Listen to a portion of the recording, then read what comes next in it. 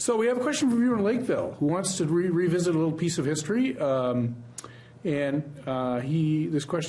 viewer says, I know it may be difficult, but perhaps the auditor could talk about the audit of the state lottery in the early 2000s and what resulted. It might be tough, and we all know why it was tough, among other things, but it might be good for Minnesotans to hear about this.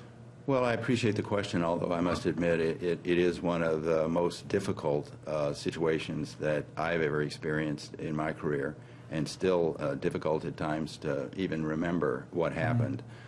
We were asked to conduct an evaluation in this case of the state lottery. We had already conducted a number of audits over the years.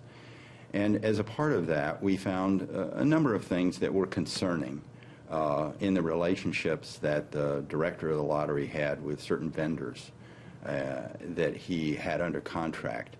I didn't think they rose to certainly any level of criminality, but they were concerns that we were raising. And so at the end of that evaluation, we met with the executive director and his staff. And I remember it was a long and a very frank discussion. And I could tell that he was concerned. And so we left the meeting together. I'd known George for many years, had respect for him, thought he had done a good job in many ways, but I knew he had some questions that he would have to answer. But I remember the last thing I said to him is that, George, I think you'll be able to work your way through this as long as you face the problems.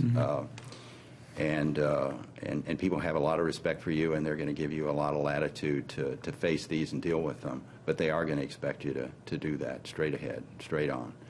Well, the next morning, I got a call that he had committed suicide.